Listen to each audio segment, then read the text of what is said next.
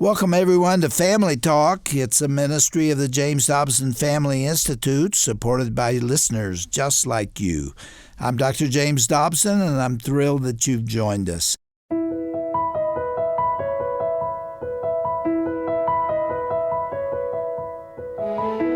When I think of my sisters, I have two of them, and between them they have 8 kids, and I love my nieces and nephews, partly because my sisters have done such a great job of raising them.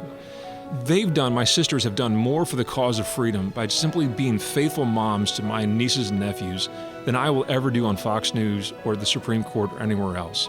It doesn't take a law degree to preserve freedom. It just simply requires faithfulness in the calling that God has placed upon your life. So, Mom, I know you feel overlooked right now in the job that you're doing, in that diaper that you're changing even right now. I promise you, you are making massive strides for the cause of freedom, just being a faithful parent. So go be faithful, free people. Go do what God has called you to do. Well, welcome back to Family Talk. That was a brief preview from Jeremy Dys, who is our guest once again here on the program.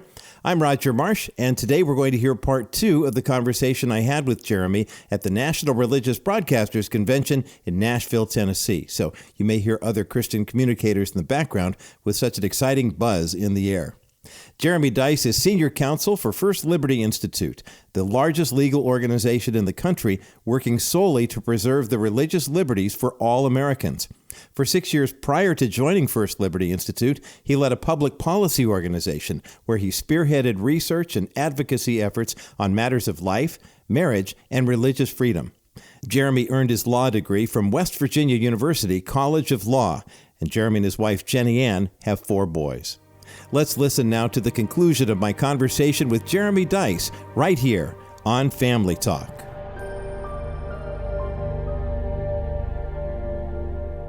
Welcome back to Family Talk. I'm Roger Marsh, filling in the co-host's seat today. If you were with us yesterday, we had a great conversation with Jeremy Dys, Senior Counsel from the First Liberty Institute. We talked about religious liberty in our country and how that has played out in a couple of very important court cases. And today we're going to talk about one of those in particular, along with what's happening in the upcoming election. Jeremy Dys, welcome back to the program. Thanks for having me. And you hear the ambiance in the background. We are live here recording this at the National Religious Broadcasters Convention in Nashville, Tennessee, and just lots of excitement in the air. Jeremy, you were a speaker at one of the sessions earlier today, and grateful that you had some time to share with us. Pastor Chris Avell, the place is called Dad's Place, and this is a case that's drawn national attention. You're representing him, not because he went looking for a fight, but a fight came looking for him. Yeah, Pastor Chris is a pastor of a small church just off the town square of Bryan, Ohio. Now, if you've never been to Bryan, Ohio, let me set the stage. It's a beautiful little downtown square. Looks like some set for a Hallmark movie. So it's a really lovely town, and Pastor Chris loves Bryan, Ohio. He was an atheist, and he was like an angry atheist for years until God got a hold of him and turned his life around entirely, and now here he is. So this little church meets in sort of a storefront just off the downtown square, and they made the decision in March of 2023 that they were going to be open 24 hours a day. And part of that was to make sure they had a place for people to go that needed a place to be, even in the middle of the night. Cold weather, hot weather, unrest in the home that's making it unsafe for you to be there. There's always a safe place for you to be right there at Dad's Place. And so they never shut the doors. Well, in November, the city starts getting a little annoyed by this process, and they start sending repeated inspectors over there. And of course, inspectors do what inspectors are going to do. They're going to find things to have to fix in a building that's like 100 years old anyway. And so they start kind of tic-tacky making these things, making demands that he shuts his doors. They said, well, look, we don't want to shut our doors. Well, there's 2 doors. They each had those little bolt locks on them. So, well, you can't lock these doors. Like, fine, we don't want to lock them. Well, no, now you need to put crash bars on the door. Okay. No, that's all right. You just take the locks off. Well, which one is it? They kept on shifting the goalposts for him through that whole process. And eventually it came down to December, right at the end of December. He's carrying his box of donuts in to bring to the flock gathered there for fellowship that morning before the service. And out pops a police officer from the cruiser and hands him 18 indictments, 18 criminal counts of having violated the city's zoning codes. 18 counts of zoning codes. For basically not locking your doors? They claim he's operating a residence there in violation of the... Well, no, it's not a residence. It's a church that never shuts. Now, throughout time immemorial, churches, houses of worship more broadly, have sheltered people at various times, for long periods of times, for short periods of times. Even criminals have found sanctuary inside of churches around the globe for, as they're trying to resolve their issues there. So we had to go to Bryan, Ohio in January and stand with Pastor Chris as he was indicted, as he was arraigned on his 18 And they're reading all the charges. charges in court. They did, and he had to plead not guilty to them. Mm-hmm. Now, thankfully, after about a month's worth of effort and a federal lawsuit that we filed in response to that, saying that you violated his First Amendment rights under the law, the city has now removed those criminal charges. Thankfully, those are no longer there. They've dropped them, sort of with the leave to file them again if they want to. But for right now, they're gone, and I'm really grateful that the city has done that, because now we can actually have a conversation about what this looks like going forward. Is this going to be a church that stays there or not? Are you going to continue to find these little ticky-tack violations or not? Are you going to cause a problem for the church being open 24 hours a day or not? I get it that this is a church that is different than most churches that are open from 9 to 1 or something like that on a Sunday morning.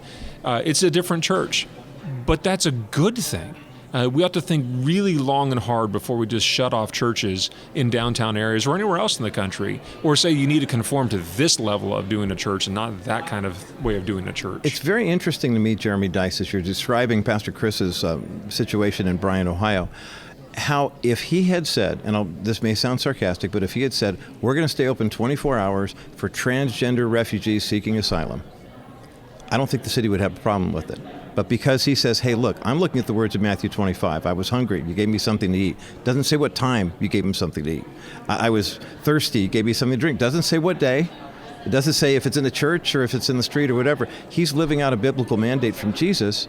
Those rights, as you mentioned in our last program, are doubly protected. What are the conversations like that you're having now with the city, now that they've dropped the charges? There's still a bit of a détente. There's a bit of distrust that's going on there, and that's normal for things that happen like this when you have a lawsuit that's filed in response. By the way, Pastor Chris would be the first one to tell you, in your scenario, he would be glad to have those individuals come to his church. I'm sure he would. I have no doubt. If you're rich, you're poor, you're a billionaire or a millionaire, you're welcome at his church at any time and for any reason. As long as you're safe and are not engaged in behavior that the biblical guidelines would warrant against, you're welcome to come to Dad's place and find a home there. His church is specifically set up for people that, maybe don't go to the traditional church with a spire on top of it kind of thing because they feel more comfortable in that location. That's a great thing to have. I think the city is beginning to understand the importance of religious liberty and how the law has protected the free exercise of religion and specifically the use of land in that regard. They've got some challenges to overcome here yet, but I'm optimistic and hopeful in the conversations we've been having with their attorneys that I think are very honest conversations, quite frankly, and we're helping them try to find the path forward so that they, along with our client, are able to make Bryan a much better community than it was to begin with. So I compliment them in one sense because they've dropped the charges. They're having an honest conversation with us all. In the back of my head, I'm still a little annoyed that they felt the need to push the prosecution in the first place, but that doesn't matter. We're moving forward. Those are behind us now. Now it's just a matter of helping them see the full beauty of the diversity that comes under religious liberty when we allow it to be fully protected. I think that it's wonderful that you're doing that work, and we are grateful that there are organizations like First Liberty that will take up the mantle for a church or maybe a Christian school or an organization on the whole. And you're seeing these DAs kind of get a little more rogue. I'm going to keep sending cops out there until I find something wrong, and that really does put our religious liberty at risk, conceivably. To a point you made yesterday, I'd like you to circle back around and address it here. In the case of the church in Bryan, Ohio, or any Christian school or daycare center, whoever's running whatever they're running, when the government seems to be trying to push God out, even in places where God is very welcome, it does kind of make you wonder, am I next? Talk about what the culture looks like now. Are we getting stronger when it comes to religious liberty? Is it weakening any at all? I mean, you look like you're ready for a fight. I'm ready for the answer because I love this question. Yes, we're stronger, definitely, no question about that. You go back to our conversation yesterday about how the law has changed, but we're only as strong as the weights we lift, right? In other words, we've got those wins on the Supreme Court. That's great. but we're going to atrophy if we don't exercise those rights.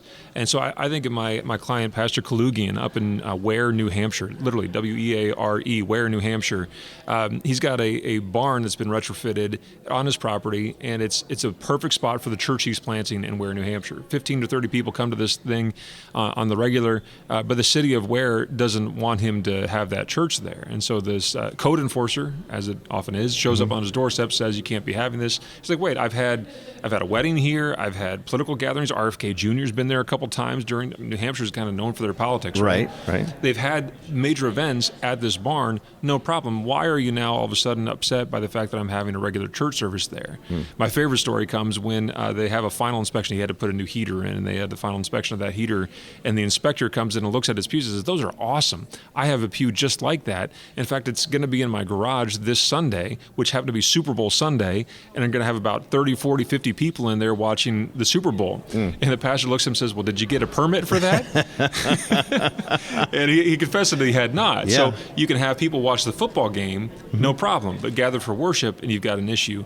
And it's not isolated just to Pastor Kalugian and other Christian churches. We filed a lawsuit 5 days later on the Big Island in Hawaii, where we have a rabbi who has a synagogue with 15 to 20 people or less that come to his synagogue for regular worship services and daily prayers. In the county there is fining him over $40,000. It's a daily fine every day that he's out of compliance in their mind with the zoning rules. And so we've had to file lawsuits literally from Hawaii to New Hampshire to do one of the most basic things to common to religious liberty, the use of one's own home to engage in religious expression. I'm not shying away from that fight. Right. We're going to be successful in both of those cases. I'm very confident of that fact. But I'm still shocked we actually had to file the lawsuit. That shouldn't be a controversial issue in 2024. And 2024 is an election year, and of course we know that what happens in the White House is going to trickle all the way down to the state and local governments as well. You've been at this with First Liberty for a decade now, so you've had Obama administration and a Trump administration and a Biden administration in terms of what's happening in D.C. Talk about how important this election year is, because it seems as though there were kind of rogue renegade judges, magistrates, whoever was going after people like this. And then there was about a 4-year period of calm where there was a little more sense of normalcy. And now we're back into it again where, like you said, you got a guy who can't have a church service in his barn, but somebody else could take that same pew, put it in his garage and watch the Super Bowl and no one have a problem with it. Yeah, let's go from the bench to the bureaucrat to the pulpit in the answer here. The bench first. Look, what happens at the White House has really huge ramifications. And we only need to go back to the Trump administration and look at Justice Kavanaugh, Justice Gorsuch, and Justice Barrett. Yep. Those three major changes. Justice Barrett is a great one to think about. Go back to COVID and remember all these accommodations that were being denied, and the courts were upholding it. And then Justice Barrett shows up on the Supreme Court and things switch. Yeah. They just flip around. All of a sudden, now we have protections up there. Who we elect has real implications for how we are governed. And in this situation, President Trump, love him or hate him, put together a lot of really great justices and judges that are on the federal bench for life now. Those three that I mentioned being some of them. That's the bench, and that's going to have implications no matter what happens with the presidency. Whoever's there is going to have a chance to fill up more seats or less seats, depending on where they're at. The bureaucrat. The president also has a massive impact on the bureaucratic state, the administrative state. So most of our lives are governed not by the things that Congress actually does, but by the things they defer to the administrative agencies to set regulations of. And that comes down to how your life is impacted by bureaucratic decisions governing your conscience, how your church is operating, how you're able to engage in the public square as a religious organization. You can have major implications of that. But I want to end at the pulpit. And I'm ending there specifically because I still fear that over the last 50, 60 years, we have become, in the pulpit, afraid to speak because of this thing called the Johnson Amendment. And I don't go into the history of that, but it's named after then Senator Lyndon Johnson. And basically it says, look, if you're a church or you're a nonprofit, you can't talk about politics. Or we'll pull your 501c3. Or we'll pull your 501c3. Look, the IRS does not grant you as a church 501c3 status. It recognizes your 501c3 tax-exempt status. That's an important thing. The IRS does not give you tax-exempt status as a church. You are exempt already. They merely recognize it. And so in the history of that Johnson Amendment, more people have been silenced because of it than have their tax exemption derecognized by the IRS. In fact, in the history of that amendment, there's only 2 cases, and only one of which I can find the name of, that have had a church had their tax exemption removed. And yet we have had a lot of pastors simply self-censor and say, I'm not going to touch the issue of politics because I'm here to preach the Bible. Well, Pastor, I'm here to tell you, the Bible actually touches upon a lot of the topics that we're talking about in our political sphere. So don't shrink back from that. And do not be afraid of an IRS investigation. Go out and preach the full counsel of God. And if by some chance the IRS comes after you with an investigation, give us a call. We can look into that. And I think we're going to be successful with that as well. Now, I want to put a coda on that and say, don't be stupid for Jesus, because stupid for Jesus is still stupid. So don't be stupid for Jesus, but go and do the ministry that God has called you to do without any fear of what the government may or may not say. The government has the duty to recognize your tax exempt status, not to grant it to you. I want to ask you a theoretical question, because this came up when President Biden was elected, duly or otherwise, in the 2020 election. And that was the concern that a lot of conservatives had, saying, look, you mentioned Gorsuch, you mentioned Judge Barrett, you mentioned Kavanaugh, and said, look, if for no other reason Donald Trump's legacy is, look what he did with the court. And then there was the conversation about, well, what if we don't just have 9 justices? What if we go to 13? What if we go to 15? Yeah. There was a big concern about court packing, as they call it, for a while. Talk about what court packing really is versus what Donald Trump did. Donald Trump wasn't engaged in court packing, was he? No, Donald Trump just simply used the Constitution to do his constitutional duty, which was to nominate and the Senate to confirm judges to become justices of the Supreme Court of the United States. You had some of the justices retired, others passed away, and he just simply filled the vacancies that were there. He added no more, no less to the bench. There has been a massive push to court packing on the Supreme Court. And the left seems to be very fixated on this issue. I just like to quote back to them what the current president said when he was a senator. He said that court packing back in the 1930s with FDR, when that was talked about, it was a bonehead idea. Those are his words. Court packing is a bonehead idea. It was a boneheaded idea then. It's a bonehead idea now. That's what he said back in the 1990s when this is being bandied about again. And so I would like to think that President Biden still believes it to be a boneheaded idea. I certainly think it's a boneheaded idea. It does terrible things for our freedoms. You'll never have enough justices because one political party will appoint, 15 seats to the bench. The next one will have to come in and say, well, we want ours too, and they'll put 22 members on the bench. And before long, we're going to have a Supreme Court that looks like the Galactic Senate. We can't have that kind of thing and have a just society.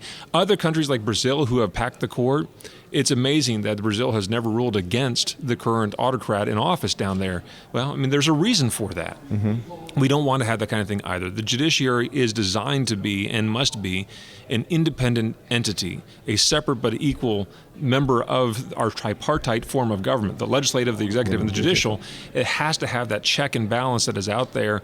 The fact that you don't like the decisions that are coming down out of that does not give you reason to pack the court.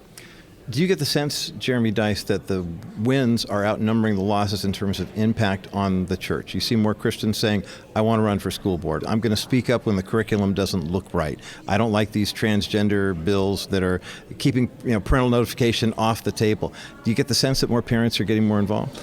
I sure hope so. It's one thing to win a bunch of cases, and we win most of the cases we get involved in, so I'm not really concerned about that. We've won, it was 4 cases in 14 months at the Supreme Court. So that's a massive win, right? But it means very little if you're not going to take these wins and do something with it all. Right? Look, I'm just an attorney. I'm not anything that grand. I'm just an attorney that sues people, right? Which is good, and that's my role. But I give you the freedom to go out and do the thing you need to do. I protect you, Roger, and the rest of the groups here to be able to go and speak religious things on the airwaves. Yes. Praise the Lord that you're doing that. Mom and Dad, I've protected your right to be able to go before a school board and have the things out there. That's a long way of saying, yes, I'm very hopeful. I'm very hopeful that people will take the wins that we have accumulated over the years and live like free people. That's what we were designed to be as a country. That's what we currently have the ability to do. My friend said this morning, we're going to have turbulence along the way. That's just a natural part of human life. Kind of keeps me employed, which I'm happy for. But look, if you run into that turbulence, it means A, you're actually living like a free person, and B, you have the need for a group like First Liberty Institute and some others that can come beside you, take your case, and we're probably going to win if we take your case. Jeremy Dys, at some point, senior counsel with First Liberty Institute might become Justice Dys, perhaps? Do you have any desire to go that direction? I think I've said too many things of a truthful accord that would probably exempt me from being nominated to the Supreme Court at any point. Look, God has called me to be an attorney. My friend Kirk Cameron, I used to say that I'm all part of the body of Christ. Someone's got to be the armpit. He said, no, man, you're the brass knuckles of the body of Christ.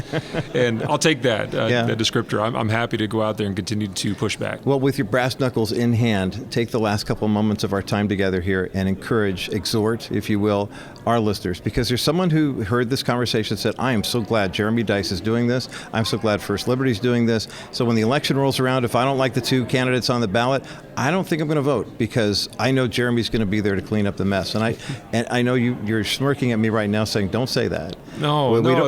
Encourage us. Why is it important for us to vote? Well, I'm doing my job. I need you to do yours. We all have a basic duty of citizenship to engage in the electoral process. It's going to be a hard decision for a lot of people when it comes to the polls this year, whether that's at the federal level or at the local level. But it's our duty to go out there and understand who we're electing and cast that vote. So get out there and do your electoral duty on that side of things.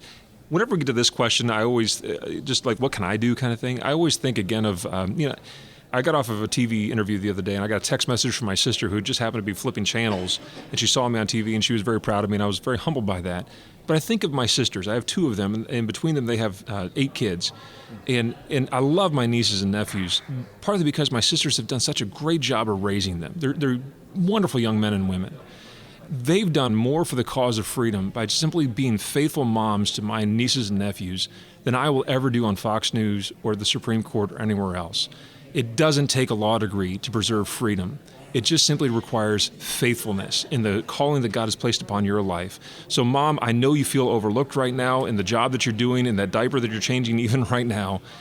I promise you are making massive strides for the cause of freedom, just being a faithful parent. So go be faithful, free people. Go do what God has called you to do. And if I may, circling back around to where we started here, your sisters were raised in a Dr. Dobson home as well. That's right. So those lessons that were imparted from Doctor to your parents, to you and your siblings, is now being imparted to the next generation. That's right. It's encouraging to hear that good story and that wonderful word. Yeah, I'm choking a bit back on it because my mother passed away in September. Oh, I'm sorry. And she's the huge reason why I am who I am. And she raised myself, my sisters, of course, and they're wonderful people because of my parents. My parents have been exceptionally faithful in where God has called them in their lives. And so I owe a lot of gratitude to my mother. And of course, you can hear in my voice, I have a lot of love for my mother. I miss her dearly. But I'm so pleased with the dedication she made to instill the values that we believe in my heart, and by extension to my kids and my nieces and nephews as well. I know she's proud of you. And you needed to hear that. Thanks. I'm proud of you too. Jeremy Dys, thank you for being with us today from First Liberty Institute, for being with us here on Dr. James Dobson's Family Talk. Thank you.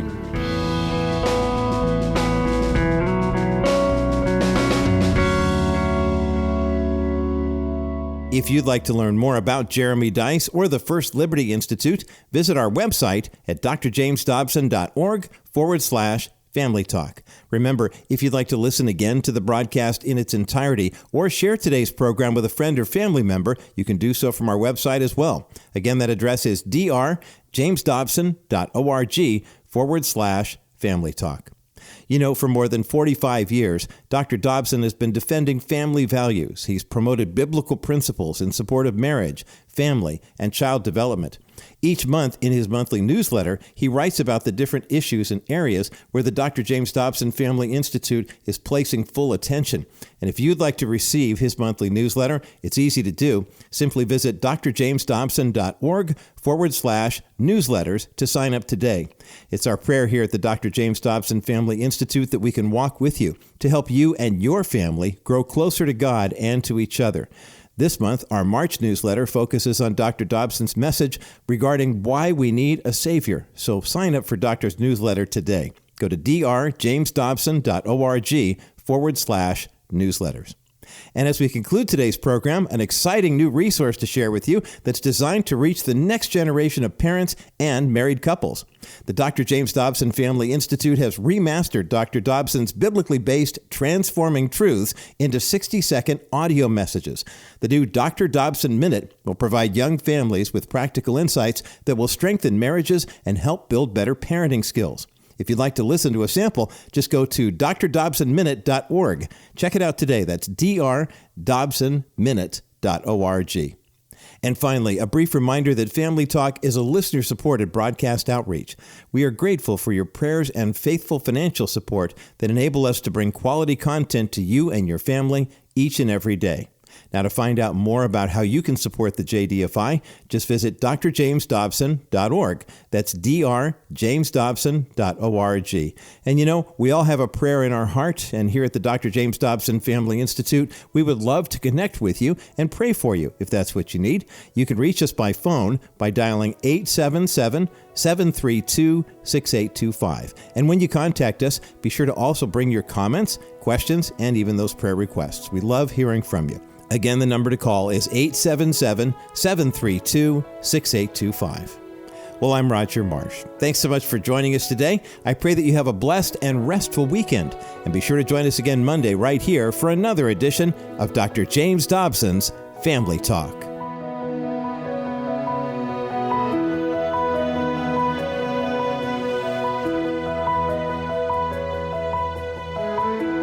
This has been a presentation of the Dr. James Dobson Family Institute.